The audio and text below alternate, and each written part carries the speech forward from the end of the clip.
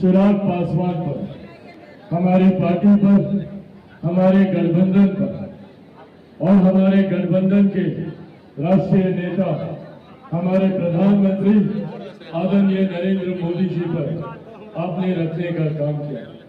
पिछले 10 सालों में मैंने हर संभव प्रयास किया कि आप लोगों की उम्मीदों पर, आप लोगों की अपेक्षाओं पर खरा उतर सके। हर संभव प्रयास किया कि जमुई लोकसभा के घर घर से जुड़ सको। केंद्र सरकार की योजनाओं के माध्यम से हो, राज्य सरकार की योजनाओं के माध्यम से हो, जिला प्रशासन के माध्यम से हो, सांसद निधि के माध्यम से हो, केंद्र सरकार की मदद से हो, राज्य सरकार की मदद से हो, हर वो संभव कार्य करने का मैंने प्रयास किया जो मेरी क्षमता में था। मैंने हमेशा इस बात की मर्यादा को भी समझा कि आप लोगों ने जब चिराग पासवान को चुना तो चिराग पासवान को सिर्फ नली गली बनाने के लिए नहीं चुना। आप लोगों की उम्मीदें चिराग पासवान से ज्यादा थी और मैंने भी प्रयास किया कि कैसे बड़ी योजनाओं को धरातल पर उतार सके। केंद्रीय विद्यालय हो, मेडिकल कॉलेज हो, रेलवे की परियोजनाएं हो, 3000 करोड़ तक की परियोजनाओं को हम लोग लेकर आए। झाझा से लेकर जसीडीह तक कैसे हम लोग पूरी चकाई विधानसभा को उस योजना के माध्यम से जोड़ पाए, ये तमाम संभव प्रयास हम लोगों ने किए।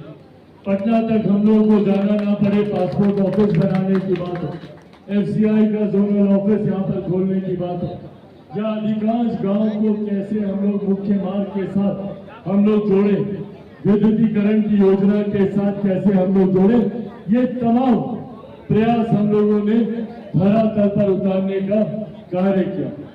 मैं जानता हूं कि अभी भी कई कार्य अधूरे हैं, अभी भी कई कार्यों को धरातल पर उतारना बाकी है।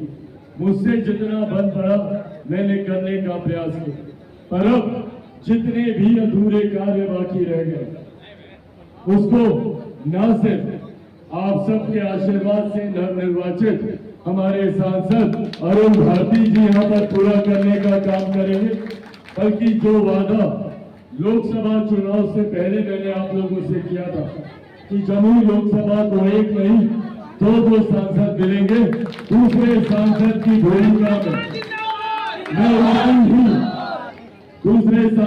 भूमिका में मैं उतनी ही तत्परता से रहूंगा जितनी तत्परता से पिछले 10 सालों में मैंने रहने का कार्य किया। आज भी आप लोग चिराग पासवान को उसी भूमिका में पाएंगे। मंच पर संबोधन के दौरान कई बार केंद्रीय मंत्री के तौर पर मुझे संबोधित किया गया। मैं अपने जमुई के क्षेत्र वासियों से ये बताना चाहूंगा कि मैं देश भर के लिए संभवतः एक केंद्रीय मंत्री की भूमिका में होऊंगा, पर जमुई वासियों के लिए मैं वही चिराग पासवान, आप लोगों का भाई, आप लोगों का बेटा, सिर्फ और सिर्फ उसी भूमिका में रहूंगा। आप लोगों का हक अधिकार मुझ पर वैसे ही रहेगा जैसा पिछले 10 सालों में रहा। ना कोई केंद्रीय मंत्री का प्रोटोकॉल आप लोगों के लिए रहेगा, ना मिलने में, ना मुलाकात करने में कोई परेशानी रहेगी। साथियों, हमारे प्रधानमंत्री आदरणीय नरेंद्र मोदी जी और हमारे मुख्यमंत्री आदरणीय नीतीश कुमार जी के मिलाप से बिहार को आज ये सौभाग्य मिला है कि बिहार में डबल इंजन की सरकार है। हम लोगों ने वो दौर भी देखा जब हम लोग विपक्ष में होते थे और राज्य सरकार का हम लोग को समर्थन नहीं मिलता था। आपने से तमाम साथियों के सहयोग से कितनी बार जिला प्रशासन के दफ्तर के सामने हम लोगों को अनशन पर भी बैठना पड़ा, हम लोगों को धरना भी देना पड़ा। कितनी भी कठिनाइयां आई, पर जमुई के विकास से जुड़े विषयों से मैंने कभी अपने आप को बांधने या रोकने का कार्य नहीं किया। कठिनाइयों से जूझते हुए भी हम लोग आगे बढ़ते रहे।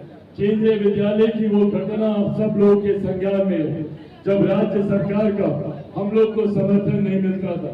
जिला प्रशासन डीएम के द्वारा स्पष्ट तौर पर कह दिया गया था कि जमुई में कभी कोई केंद्रीय विद्यालय नहीं खुलेगा।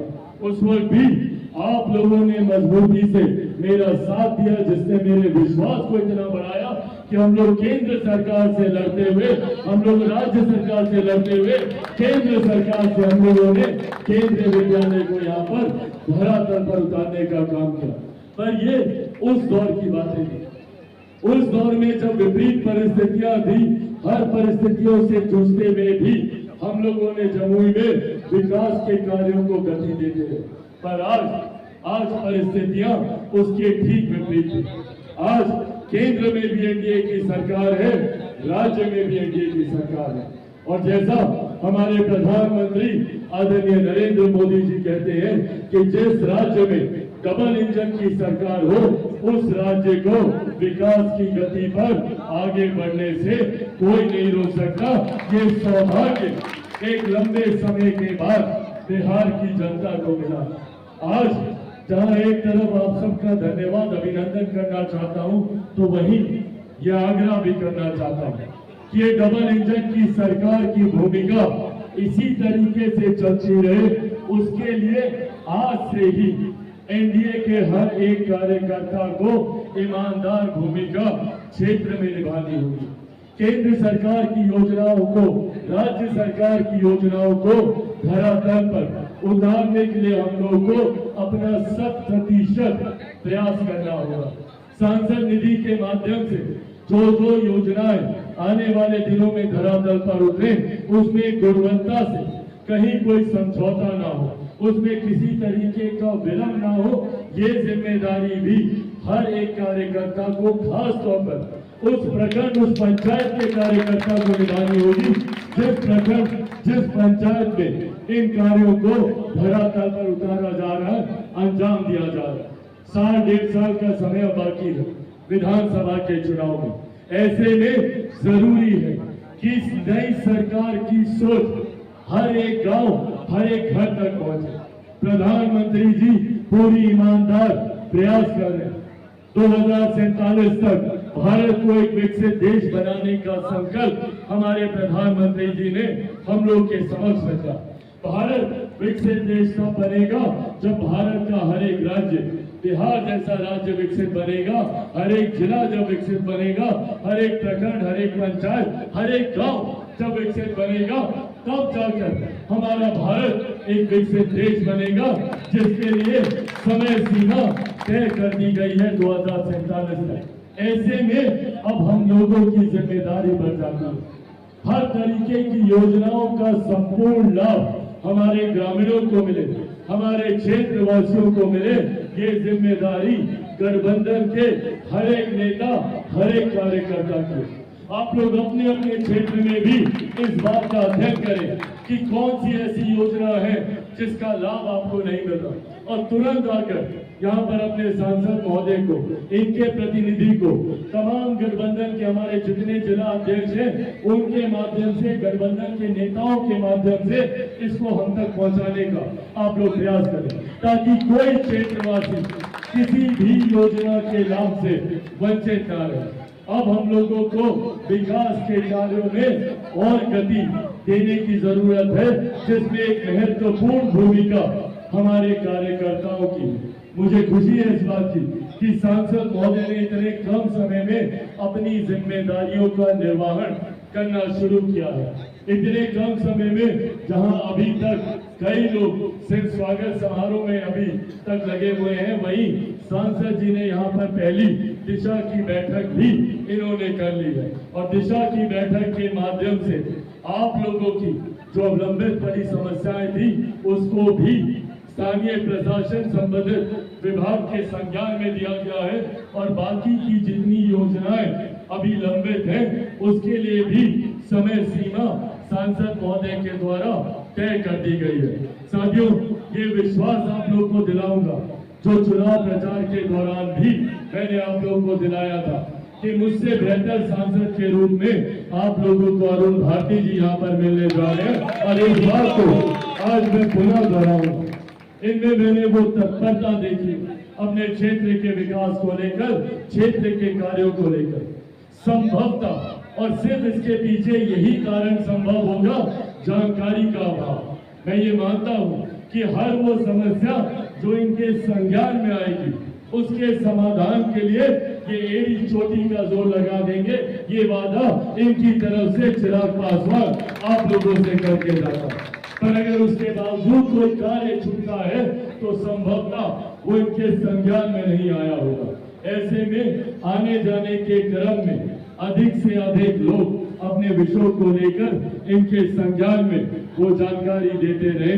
उम्मीद ही नहीं, पूरा विश्वास है कि आने वाले दिनों में जिस संकल्प के साथ हम लोग चले हैं, बिहार को फर्स्ट और बिहारियों को फर्स्ट बनाने के लक्ष्य के साथ हम लोग चले हैं। उम्मीद ही नहीं, पूरा विश्वास है एक एक कर बिहार के हर एक जिला, हर एक लोकसभा को इसी तरीके से विकास की राह पर जोड़ते हुए हम लोग अपने संकल्प को पूरा करेंगे। प्रधानमंत्री नरेंद्र मोदी जी की सोच को पूरा करेंगे, मुख्यमंत्री नीतीश कुमार जी के सपनों को पूरा करेंगे, आदरणीय केंद्रीय मंत्री पूर्व मुख्यमंत्री बिहार सरकार जीतन राम मांझी जी के सपनों को पूरा करेंगे, आदरणीय उपेंद्र कुशवाहा जी के सपनों को हम लोग पूरा करने का हम लोग कार्य करेंगे। और एक बार अपनी बातों को समाप्त करने से पहले मैं हर एक एनडीए के कार्यकर्ता का मैं धन्यवाद करता हूं, जिन्होंने खुद को चिराग पासवान समझकर, जिन्होंने खुद को अरुण भारती समझकर एड़ी चोटी का जोर चुनाव में विपरीत परिस्थितियों के बावजूद ना धूप गर्मी की परवाह की, ना धूल मिट्टी की परवाह की, हर किसी ने ईमानदारी से अपनी भूमिका को निभाने का काम किया। मैं गठबंधन के तमाम वरिष्ठ नेताओं का धन्यवाद करता हूं। मैं गठबंधन के हमारे तमाम जिला अध्यक्षों का मैं धन्यवाद करता हूं। मैं यहाँ पर मौजूद हमारे पूर्व एमएलसी आदरणीय श्री संजय प्रसाद सिंह जी का मैं यहाँ पर स्वागत और धन्यवाद करता हूं। लोक जनशक्ति